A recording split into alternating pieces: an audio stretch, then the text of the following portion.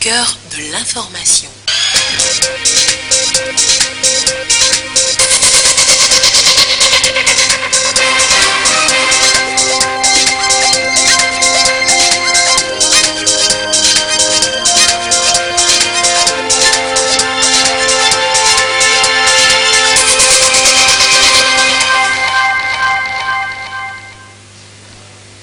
Il est l'heure du journal sur la télévision togolaise. Madame, Monsieur, bonsoir. Et voici les titres de cette édition. C'est fait depuis hier. Les réformes institutionnelles et constitutionnelles sont effectives au Togo. Après une longue et tardive séance plénière, les députés ont voté à l'unanimité le texte portant modification de 29 articles de la Constitution de 92 à découvrir dans cette édition. Et puis vous suivrez également les réactions des Togolais après cette nouvelle page constitutionnelle ouverte. Et puis le Togo veut sécuriser un peu plus son foncier pour mettre fin aux litiges fonciers constatés ça et là. Un test est en élaboration. Son contenu à suivre dans cette édition. Voilà pour les titres. D'abord, sachez que les ministres continuent par arriver à la présidence de la République. Des messages de félicitations à l'occasion du 59e anniversaire de l'indépendance du Togo le 27 avril dernier. Des messages qui viennent des présidents sénégalais Macky Sall, burundais Pierre Nkurunziza, portugais Marcelo Rebelo de Sousa et autrichien Alexander Van der Bellen. Tous ont saisi l'occasion du 27 avril pour réaffirmer leur vœu de travailler ensemble avec le chef de l'État fort et Zimna Nyazingbe pour renforcer davantage les relations d'amitié et de coopération qui lient leurs différents pays au Togo. Les réformes constitutionnelles et institutionnelles tant attendues et souhaitées au Togo sont actées depuis hier. Les députés réunis pour la 5e séance plénière ont voté à l'unanimité le texte portant modification de 29 articles de la Constitution du 14 octobre 1992, dont celui du mandat du présidentiel et celui des parlementaires. Retour sur la nuit d'hier avec Augustin Kossi. Le vote a été secret et a conduit à l'adoption du texte portant modification de 29 articles de la Constitution du 14 octobre 1992. Les 90 députés présents ont dit oui à l'unanimité à la loi de révision constitutionnelle et institutionnelle. Désormais, le président de la République est élu au suffrage universel direct et secret pour un mandat de 5 ans renouvelable une seule fois à l'article 59. Au chapitre du mode de scrutin, le texte établit à l'article 60 que l'élection du président de la République a lieu au scrutin uninominal majoritaire à 2 tours. Il est élu à la majorité des suffrages exprimés. L'article 100 stipule que la Cour constitutionnelle est composée de 9 membres de probité reconnus désignés pour un mandat de 6 ans renouvelable une fois. Les députés, quant à eux, sont élus au suffrage universel direct et secret pour un mandat de 6 ans renouvelable 2 fois. Et à l'issue du vote, c'est un sentiment de fierté et de devoir bien accompli qui a animé les élus de la 6e législature.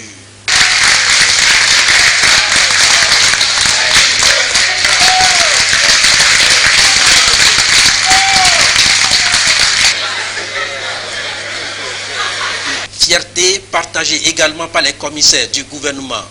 Pour eux, le moment est historique puisque les élus du peuple viennent d'écrire une nouvelle page de l'histoire du Togo. Les réformes constitutionnelles et institutionnelles tant attendues sont enfin effectives. Je voudrais emprunter à la présidente de l'Assemblée nationale l'expression quand son Excellence, Monsieur le Président de la République, était venu dans cet hémicycle pour son adresse à la nation.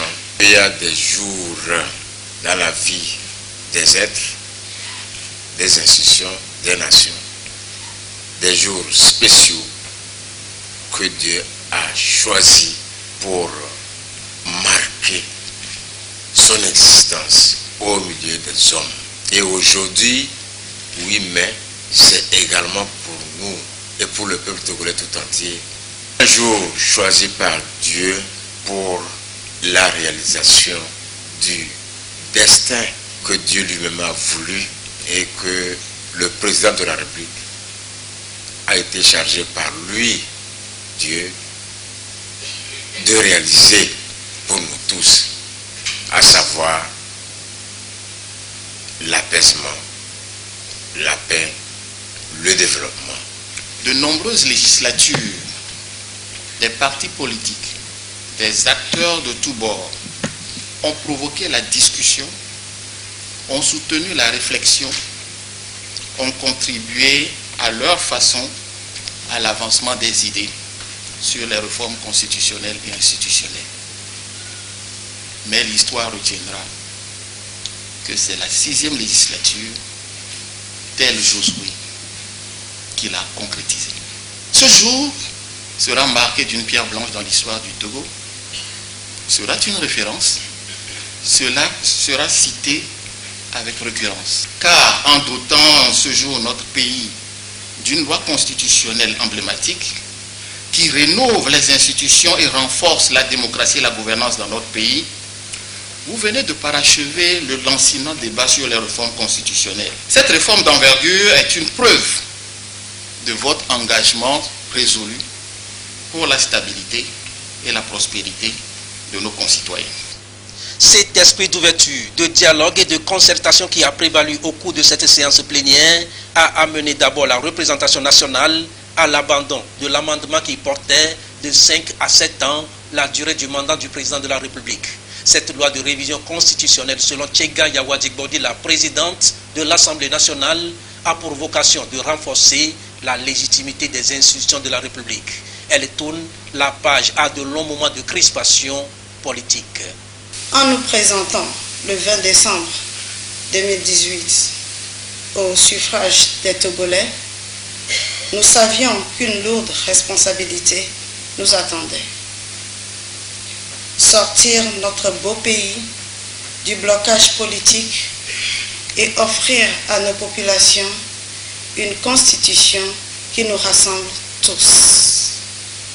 C'est pourquoi, lors de notre rentrée parlementaire le 2 avril dernier, nous nous étions solennellement engagés à faire des réformes constitutionnelles et institutionnelles la priorité de notre agenda.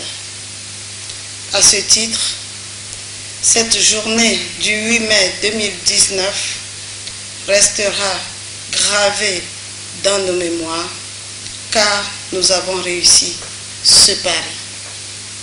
Je voudrais saisir cette occasion pour présenter mes vifs remerciements à son Excellence M.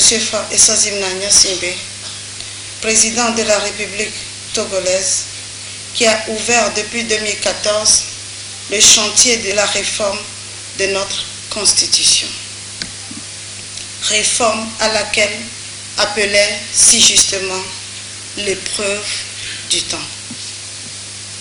Dans cette entreprise, le Togo a eu tout le privilège d'être accompagné par la CEDEAO et l'ensemble de la communauté internationale.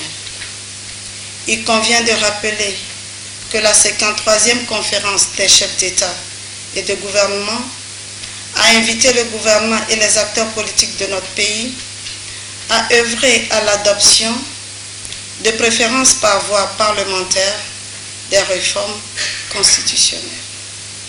Puissent tous ces pays amis et institutions qui nous ont apporté appui et réconfort recevoir ici notre reconnaissance et celle du peuple togolais.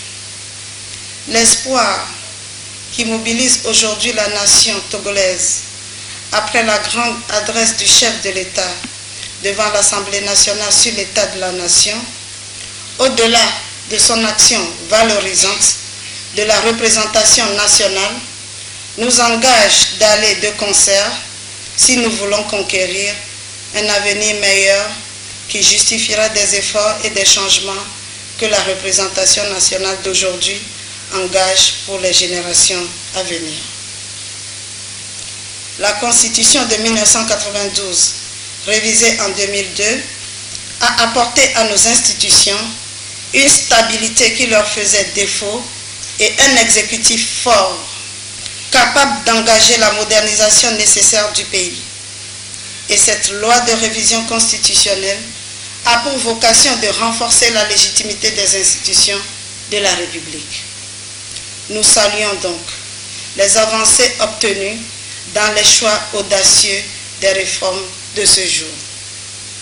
Élargir le périmètre des assujettis à l'obligation de déclaration du patrimoine avant d'occuper de hautes fonctions, c'est se donner une exigence de transparence et de moralisation de la vie publique, ce que l'on attend de la République.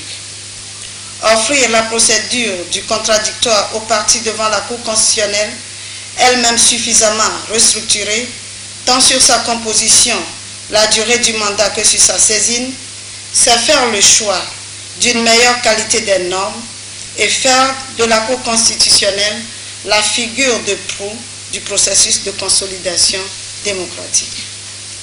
Mettre la Cour des comptes à l'aune de la décentralisation, incarnée par l'extension de ses compétences à travers les cours régionales des comptes, c'est rechercher l'efficience dans la gestion des deniers publics. Il était donc nécessaire de procéder à la modernisation de nos institutions et nous l'avons fait avec le souci constant de l'intérêt général. Si tel est le cas, nous pouvons dire avec audace que la véritable sagesse, celle qui guérit les maux et assure la paix, consiste à préférer l'utile à l'éclat contextuel et non structurel. Je tiens à adresser mes remerciements au président de la République, garant de l'indépendance et de l'unité nationale, pour ses efforts inlassables en vue de la consolidation de la paix et du développement harmonieux de notre pays. C'est donc un pari gagné, un pas de franchi qui ouvre la voie à la modernisation des institutions de la République. La loi fixe également la durée du mandat des sénateurs de 6 ans, renouvelable 2 fois, et fait de tous les anciens présidents de la République des sénateurs à vie à l'article 52.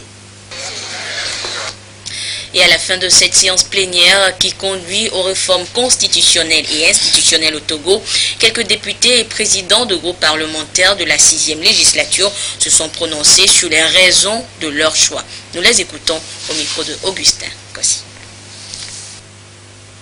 S'agissant des réformes, la sensibilité à laquelle j'appartiens, c'est-à-dire l'UFC, a toujours prôné 5 ans renouvelables une fois.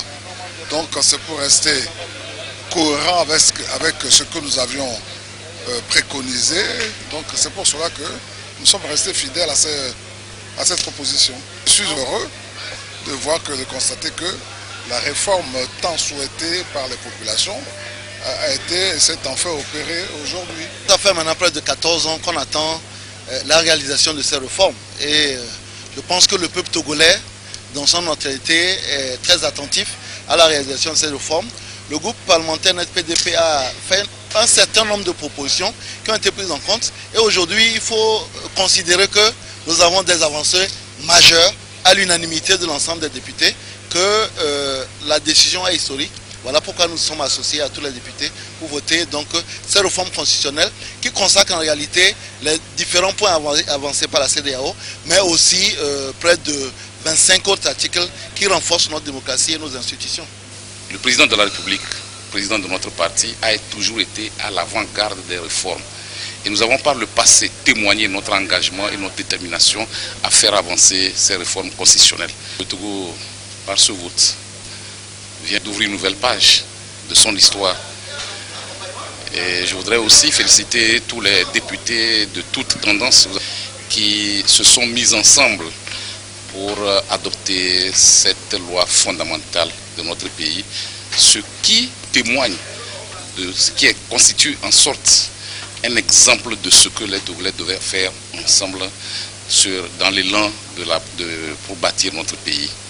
Donc c'est un signal fort que les députés ou la 6e législature vient d'envoyer à tous les Togolais pour dire que lorsqu'on est ensemble, c'est possible de s'entendre.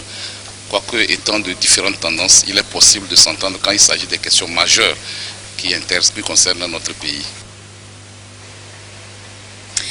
Et pour mieux cerner ce qui s'est déroulé hier à l'Assemblée nationale, nous sommes sur ce plateau avec le ministre des Droits de l'Homme chargé des relations avec les institutions de la République, M. Christian Trimois. Monsieur le ministre, bonsoir. Bonsoir. Monsieur le ministre, hier, le Togo a renoué, si on peut le dire, avec certaines dispositions de 1992 et ouvert ainsi de nouvelles perspectives constitutionnelles. Alors, comment qualifierez-vous ce saut qualitatif au plan constitutionnel? Quel sens donner au vote d'hier? Le vote qui s'est opéré hier à l'Assemblée nationale marque, à ne pas douter, une étape fondamentale dans notre cheminement historique, constitutionnel et institutionnel.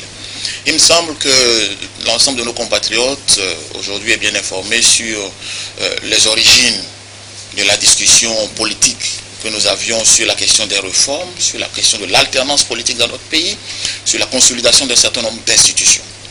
Et en votant cette loi importante hier, d'abord l'Assemblée nationale a fait preuve d'une hauteur d'esprit fondamentale. Beaucoup de partis politiques, de députés ont pris la parole tout à l'heure pour rappeler cela. Oui. Le dialogue a été permanent, la négociation a été au cœur des enjeux utiliers, mais ils ont surtout démontré que les Togolais peuvent s'entendre et peuvent trouver une solution lorsqu'ils se parlent. Le chef de l'État, dans sa dernière adresse au Parlement, évoquait la nécessité du dialogue. Je crois que nous avons eu un exercice grandeur nature sur notre capacité à dialoguer et à trouver les bonnes solutions.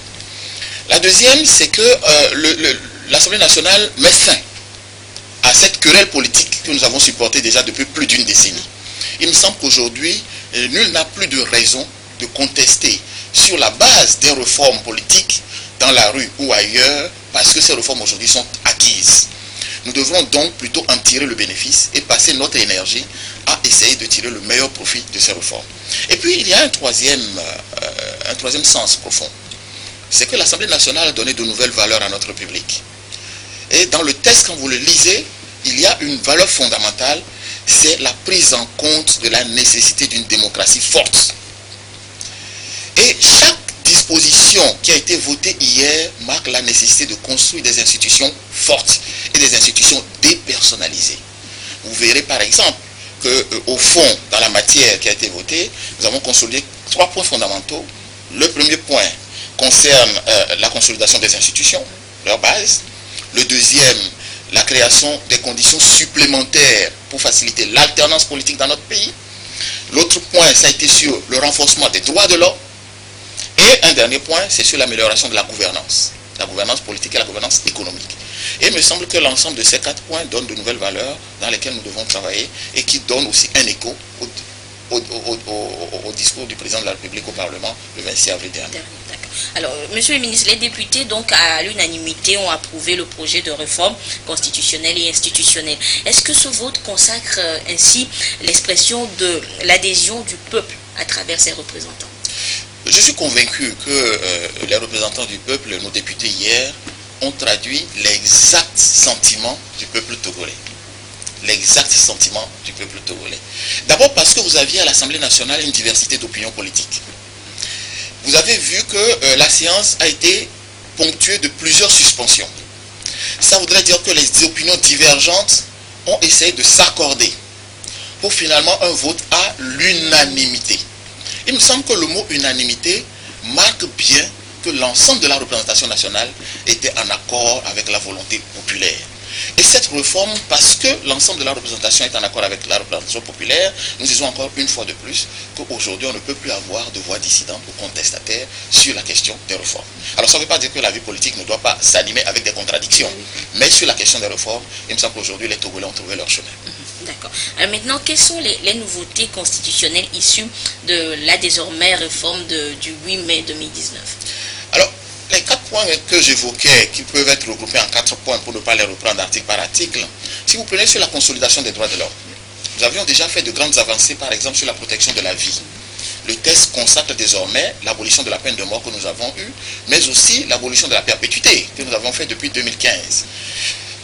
Deuxième point sur les droits de l'homme, le texte ouvre la possibilité en matière de violation des droits de l'homme à une saisine de la Cour constitutionnelle par de nouvelles autorités et prévoit la possibilité qu'une loi organique définisse de nouvelles personnes qui peuvent, personnes morales ou personnes physiques qui pourraient éventuellement saisir la Cour constitutionnelle lorsqu'il arrive des situations de violation des droits de l'homme. Donc, un progrès fondamental sur la question des droits de l'homme. Ensuite, sur le renforcement du fonctionnement des institutions. Le texte, la réforme d'hier a consacré aujourd'hui, par exemple, une alternance à l'intérieur de l'Assemblée nationale. Et nos députés ont donné un bel exemple en montrant, en s'appliquant à eux-mêmes, la possibilité que le bureau de l'Assemblée nationale puisse être périodiquement renouvelé et donc remettre en jeu la légitimité du bureau de l'Assemblée nationale auprès des députés. À partir de ce moment-là, il n'y a plus de raison que les autres institutions de la République ne suivent pas l'exemple. Et donc on revoit par exemple sur le mandat du président de la République, nous sommes revenus à la limitation à 2 du mandat de la République, du mandat du président de la République, ce qui non seulement renforce la possibilité d'une alternance, soit par les urnes, ou soit éventuellement par l'achèvement ou l'épuisement des 2 possibilités de renouvellement de mandat. Mais l'Assemblée nationale est allée plus loin. Depuis 1992, la question de la limitation du mandat des députés n'a jamais été réellement posée. L'Assemblée nationale a décidé, encore une fois, de donner l'exemple en limitant son propre mandat, en disant désormais l'Assemblée nationale peut être renouvelée 2 fois successivement, donc 3 mandats successifs de 6 ans, parce qu'il faudrait améliorer la qualité du travail parlementaire. Et dans ce renouvellement que l'Assemblée nationale a fait en limitant son propre mandat, il donne encore un exemple supplémentaire qu'au Togo désormais, nous devons donner plus de chances à toutes les générations d'accéder aux fonctions les plus importantes, les fonctions de représentation, qu'elles soient présidentielles ou qu'elles soient parlementaires. Mais au-delà de cette question encore, l'Assemblée est allée encore plus loin, en limitant également le mandat de la Cour constitutionnelle. D'abord en réduisant de 7 ans à 6 ans, mais en réduisant le mandat de 7 à 6 ans, mais en le limitant à 2 mandats. Mais au-delà de ça, l'Assemblée a également modifié les règles de désignation des membres de la Cour constitutionnelle. Donc désormais, la Cour constitutionnelle, 2 personnes sont désignées par le président de la République, 2 par l'Assemblée nationale, 2 par le Sénat lorsqu'il sera complètement mis en place, mais de nouvelles corps partagent également la désignation de la Cour constitutionnelle, notamment par exemple les avocats en désigneront un, les magistrats en désigneront un, et ensuite les professeurs d'université en désigneront un. Donc nous revenons sur cette question à une composition que nous avions déjà connue en 1992 par rapport à la Cour constitutionnelle, augmentée simplement de la désignation par les membres du Sénat. Donc, encore sur la question de l'alternance. Donc une fois que nous avons réglé la question de la limitation des mandats de tout le monde, vous saviez déjà que nous avions une limitation des mandats des collectivités locales. Désormais au Togo, nous avons une sorte de limitation des mandats intégrale. Nous pouvons à la démocratie à la base avoir une limitation des mandats, à l'Assemblée nationale une limitation des mandats, à la présidence de la République une limitation des mandats. Nous avons donc des chances égales d'accès à toutes les fonctions. Sur la question de l'amélioration de la gouvernance, le président de la République avait annoncé la nécessité de faire cette déclaration des avoirs et des biens. Il vous souvient que dans son discours, il avait évoqué la question. L'Assemblée nationale a choisi d'augmenter, d'étendre cette obligation de déclaration des biens à tous les présidents des institutions et aux membres des bureaux de ces institutions. Puis, elle a rajouté une disposition en disant qu'on pourrait éventuellement, par une loi, étendre la liste des autres personnes qui seraient assujetties. On imagine par exemple que dans le cadre de la décentralisation, des maires pourraient avoir des budgets importants et également par rapport à leurs responsabilités financières dans les collectivités, être amenés à pouvoir faire également cette déclaration de biens. Mais, plus que ça, l'Assemblée nationale a renforcé les compétences de la Cour des comptes en matière de contrôle financier. La Cour des comptes jusque-là faisait le contrôle des comptes des comptables publics, mais l'Assemblée nationale vient de lui accorder une compétence supplémentaire, c'est-à-dire la compétence en matière de discipline budgétaire et financière. Désormais, la Cour des comptes pourra entendre les ordonnateurs, les comptables, mais aussi l'ensemble des contrôleurs financiers et tous ceux qui sont en charge de la passation des marchés publics dans notre pays. Est-ce qu'on ne peut pas dire qu'une réforme de cette nature est une réforme d'envergure emblématique? Parce que l'Assemblée nationale vient ainsi de renforcer la nécessité que les deniers publics soient gérés de la plus belle manière et suivant l'orthodoxie financière. Il me semble que ces réponses-là sont fondamentales. Et donc, l'Assemblée nationale tient compte également du fait que nous allons vers une décentralisation et un renforcement de la démocratie à la base. 2 innovations fondamentales.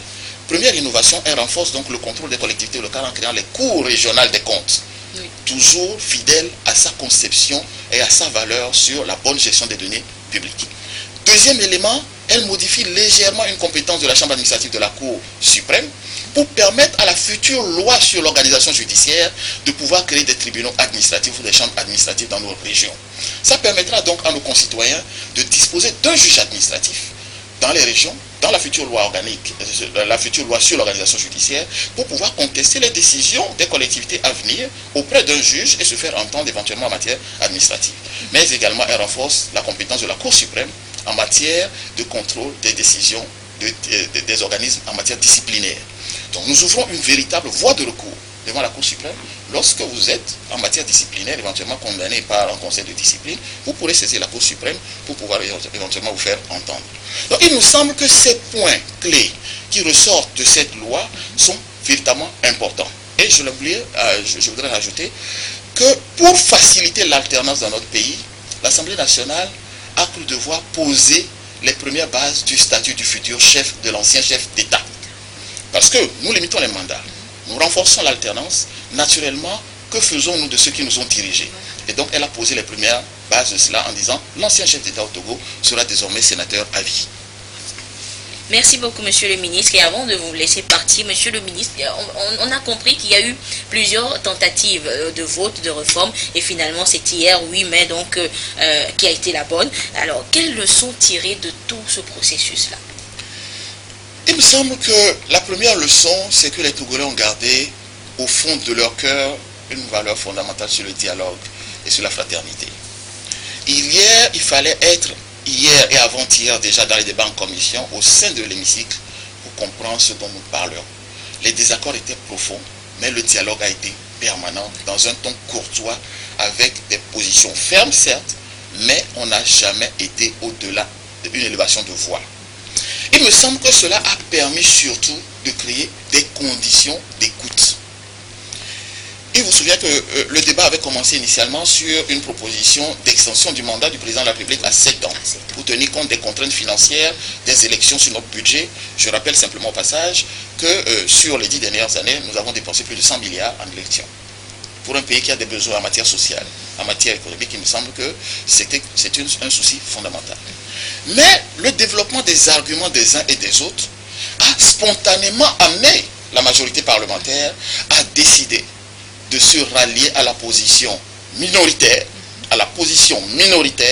c'est-à-dire celle qui demandait de revenir à un mandat de 5 ans renouvelable 2 fois. Et ça a été la proposition de la majorité. Le proposant de l'amendement a retiré son texte.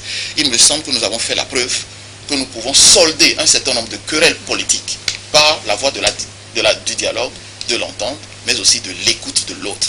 On n'a pas nécessairement besoin d'aller dans la rue, ni de casser, ni de faire de la violence pour atteindre nos objectifs. Et je crois que c'est une très belle leçon que l'Assemblée nationale nous a donnée hier.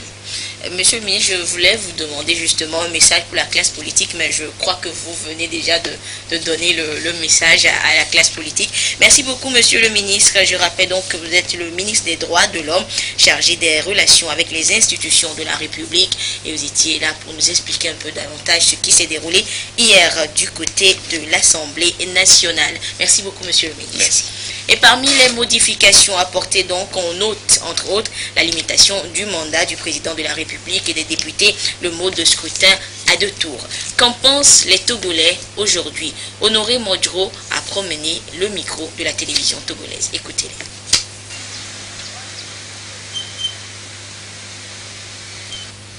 Je dis que c'est une bonne initiative. D'autant plus que la population togolaise souhaitait depuis très longtemps que les réformes se fassent. C'est une bonne chose, c'est une bonne initiative. Le président fait cette décision pour en fait limiter le mandat. Je suis ravi de sa décision. Je prie à ce que dans le futur, que ces lois qui sont votées, que ça soit efficacement mis en pratique. Une bonne chose pour les Togolais que de savoir qu'à partir d'aujourd'hui, tout Togolais qui est élu président de la République fera 2 mandats. Tout Togolais attend depuis que les choses s'arrangent sur le plan politique. Et donc, limiter le mandat des députés et du président de la République, c'est à féliciter. On réclamait ça depuis, et enfin c'est là. C'est bien la réforme. Ça permettra peut-être que les choses s'apaisent un peu. J'espère vraiment, parce que je ne voudrais pas qu'en même temps d'autres disent qu'ils ne sont pas satisfaits, qu'ils veulent plus et qu'il y a encore des sorties dans les rues. Maintenant, le mandat est limité, c'est déjà un pas. Je dirais que c'est un ouf de soulagement parce que ça fait longtemps que ce problème-là a toujours achoppé. Heureusement, on dit merci à Dieu parce qu'on a trouvé une solution à ça aujourd'hui. Et cela va faire qu'il y aura une accalmie dans le pays et le président de la République pourra dérouler son programme paisiblement. Surtout le PMD qui est en train de s'annoncer à grands pas.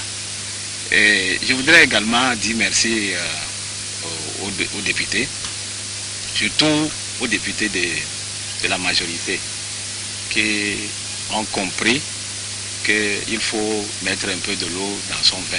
C'est un nouveau départ. Le président de la République est élu au suffrage universel direct et secret pour un mandat de 5 ans renouvelable une seule fois. La loi ne dispose que pour l'avenir. Elle n'a point d'effet rétroactif. C'est une loi constitutionnelle. Elle ne peut que regarder devant.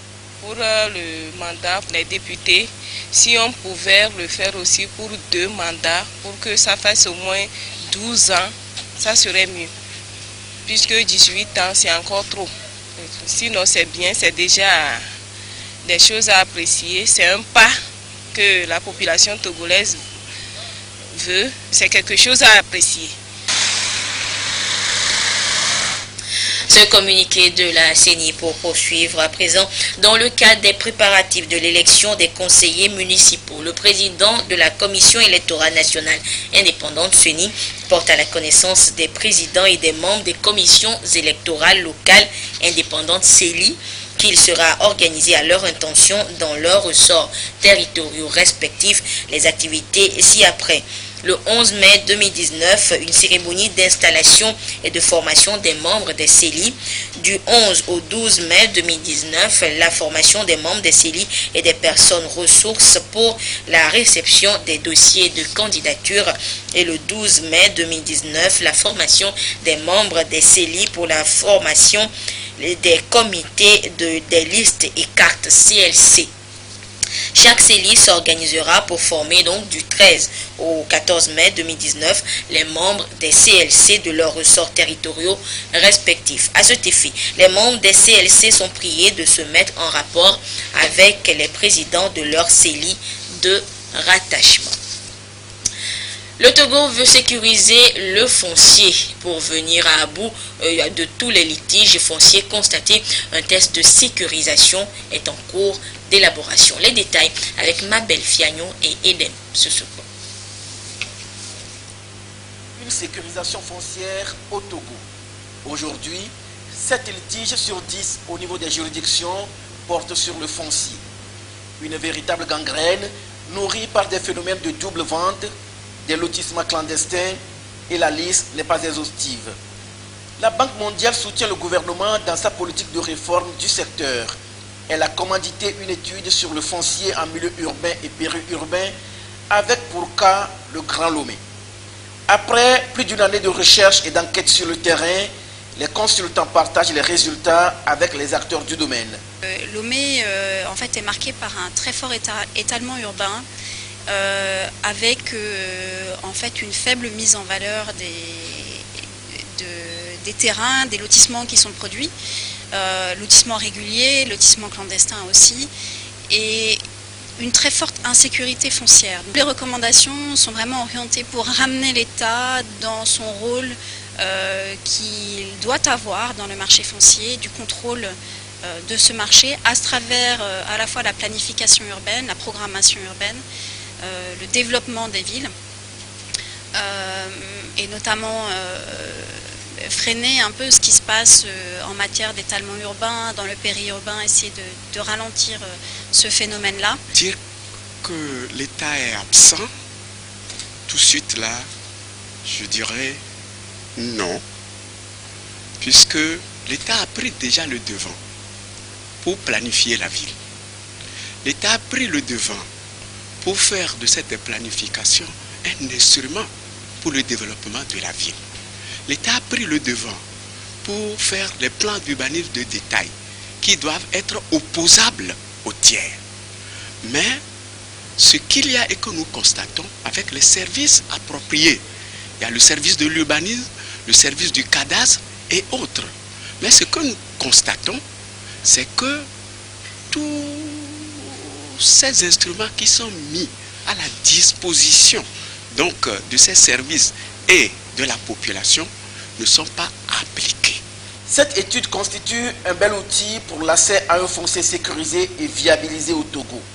Le marché foncier, selon la Banque mondiale, doit fonctionner de manière efficace afin de contribuer au développement du pays. Les stratégies que vous aurez à envisager devront être mises en œuvre de façon à favoriser une prospérité inclusive. Le marché foncier doit promouvoir l'équité sociale en facilitant l'accès à la propriété pour tous les ménages, y compris les plus modestes. En cela, la forte implication de la chefferie traditionnelle et des collectivités locales au Togo est fondamentale pour une vision durable de la structure sociale traditionnelle et la stabilité sociale.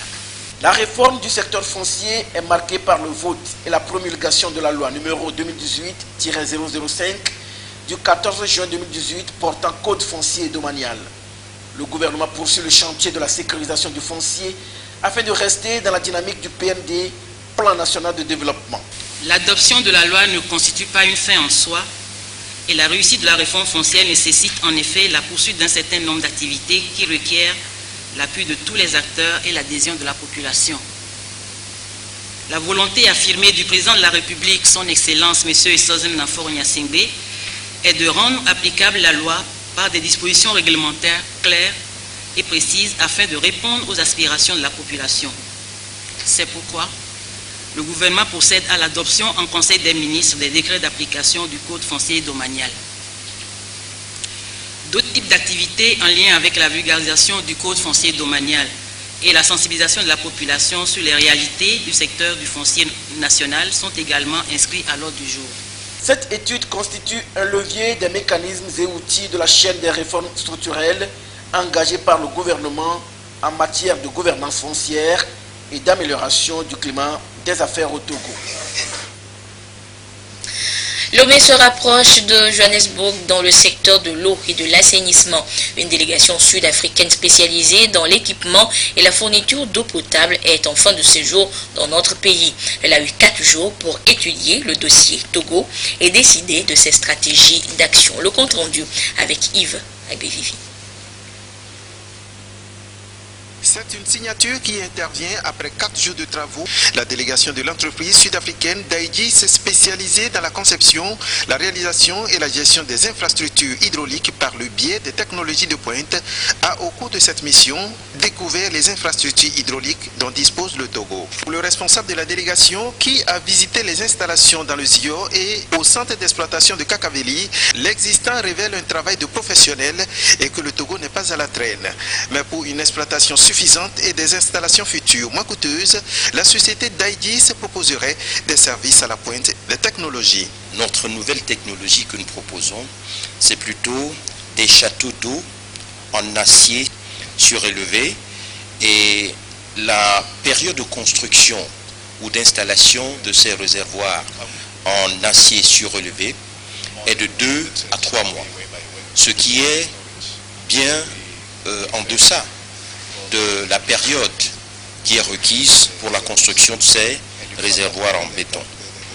Donc nous pensons que en faisant introduire cette nouvelle technologie, on pourra bien entendu augmenter la production d'eau à l'endroit des populations. Nous pensons également qu'actuellement le pompage de l'eau à partir des puits de forage se fait manuellement. Mais pourquoi ne pas envisager une solution solaire, par exemple? Pourquoi ne pas envisager des micro-turbines éoliennes qui ne nécessitent pas forcément l'électricité? Why not use the technology like the solar power, the micro-wind turbines, whereby you can still run your water without any electricity consumption? Plusieurs recommandations ont été formulées par la délégation, recommandations qui, selon le ministre de l'eau, de l'équipement rural et de l'hydraulique villageoise, seront prises en compte. Je voudrais, au nom du gouvernement togolais, remercier nos amis du groupe DIGES qui ont accepté de faire ce déplacement suite à l'invitation du chef de l'État. Cette invitation qui répondait donc à ce vœu très cher du chef de l'État de mettre les populations togolaises à l'abri des besoins en eau. Les recommandations qui ont été faites tant dans le domaine de l'approvisionnement en eau potable, dans le domaine de l'irrigation mais également dans le domaine de l'assainissement. Et ce sont des recommandations qui sont très bien fondées et sur lesquelles nous allons très rapidement nous appuyer pour pouvoir donc améliorer les 3 systèmes au niveau du Togo, en comptant bien sûr sur leur disponibilité afin de nous accompagner déjà dans la mise en œuvre de ces recommandations. La délégation a eu des séances de travail de fond avec les acteurs du secteur de l'eau, depuis le ministère aux structures de la zone de Zio, en passant par la Togolaise des eaux TDE, où les échanges ont vu la participation de la Société togolaise de patrimoine, eau et assainissement en milieu urbain. La société sud-africaine d'Aegis dispose à son actif de plus de 50 projets gouvernementaux et communautaires à grande échelle, des projets réalisés durant ces 12 ans d'expérience. Le ministre de la Justice informe les candidats au concours externe et interne d'entrée au centre de formation des professions de justice, département des magistrats et greffiers et secrétaires de parquet, session des 15 et 16 mai 2019, qu'ils peuvent consulter les listes des candidats retenus pour les 10 concours, les lieux et les calendriers de déroulement des épreuves à Lomé au centre de formation, le CFPJ et à Kara, à la cour d'appel.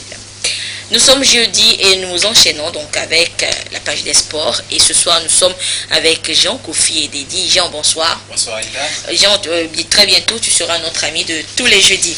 Et Jean, les banquiers togolais vont s'essayer encore une fois au football et ce sera à travers le tournoi Sembank 2019. Effectivement, Anita, l'édition 2019 du tournoi Sembank va démarrer ce samedi 11 mai au stade d'Agoué-Nivé. Le comité d'organisation de la compétition était face à la presse hier mercredi à Lomé et a donné des précisions que nous relate Martin Sandani Mankobi. Face aux journalistes sportifs de la presse publique et privée, les membres du comité d'organisation du tournoi Sembank Challenge Bank of Africa ont officiellement lancé le tournoi des sociétés bancaires et assurances qui démarre le 11 mai prochain avec la participation de 5 formations, notamment la Boa Togo, Coris Bank, Insia Bank, le Trésor public et les assurances. Pour le comité d'organisation, des modifications ont été opérées. Le bureau exécutif du Sembank a procédé à certaines réformes par rapport à nos équipes vieillissantes. Nous avons pensé que les jeunes doivent mouiller les maillots. Si nous nous en tenons à ce qui se faisait, les jeunes ne peuvent pas jouer. Donc c'est pourquoi nous avons pris sur nous de changer les tests pour que les jeunes qui sont en contrat à durée déterminée, puissent ils peuvent voter pour être délégués du personnel, ils peuvent jouer. Donc c'est la particularité. Nous voulons essayer et après on verra si c'est concluant, s'il faut continuer, bien si c'est pas bon, s'il faut changer, on avisera. La Boa Togo, organisatrice de ce tournoi, entend mettre les petits plats dans les grands plats. De toute façon, BOA va mettre toute la logistique qu'il faut pour réussir cette édition, Challenge de Bank of Africa Togo. Il va y avoir des trophées, il va y avoir des prix. Pour la promotion du sport d'une manière générale au Togo, et plus particulièrement le foot. On n'est pas la seule banque, les autres banques ont sponsorisé avant, nous également c'est notre tour, on sponsorise ça et on le fait avec beaucoup de, avec un grand plaisir. Le tournoi Sembank 2019 qui démarre le 11 mai prochain connaîtra son apothéose le 15 juin 2019. La meilleure équipe repartira avec une cagnotte et un trophée. Le finaliste malheureux sera également récompensé. Jean, en dehors des banquiers, ce sont les fans des différents clubs de la Ligue européenne des champions qui vont s'affronter ici à Lomé à travers un tournoi de football à 8. Très bien. La compétition dénommée Fan Club Champions League rassemblera les supporters des clubs de la Ligue européenne des champions. Ce tournoi débute le 18 mai prochain à Agoué-Nivé. L'information a été rendue publique mardi à travers une conférence de presse. Plus de détails avec Laurent Omavon. Dans des clubs, les partenaires et la presse sportive, que la première édition du tournoi de football à 8, Fan Club Champions League, a été présentée. Initiative de la société G-Sport, ce tournoi est réservé aux supporters et fanatiques des équipes disputant la Ligue européenne des champions. La compétition proprement dite démarre le 18 mai prochain sur le terrain de l'école internationale athlétique à Aguanibé. L'équipe répartie en deux poules. Donc, c'est-à-dire deux poules de 4 jours. Donc, mais les années qui vont suivre, on espère que voilà, avec déjà les 12 équipes qui se prononcent, on espère avoir encore plus d'équipes. Les équipes seront composées de 8 joueurs et les remplacements seront illimités au cours des matchs. À travers ce tournoi, les équipes auront l'occasion de partager la même faveur que dans la compétition reine de la Ligue européenne des champions. G-Sport, c'est d'abord en train de promouvoir le sport dans la société. Donc, c'est le vivre ensemble, c'est le partage, tout ce qui est positif. Le match d'ouverture mettra aux prises le fan club Barcelone au fan club Manchester City ce 18 mai. Le tournoi prendra fin le 2 juin prochain avec la grande finale. Et Jean, une dernière information par rapport à la contre-performance des éperviers dames à Abidjan. Oui, Anita, l'entame de la deuxième édition du tournoi IFOAB version dame a été difficile hier après-midi pour les éperviers. Nos ambassadrices se sont inclinées 0,8 contre 5 face aux éléphants de la Côte d'Ivoire au stade Robert Champoux.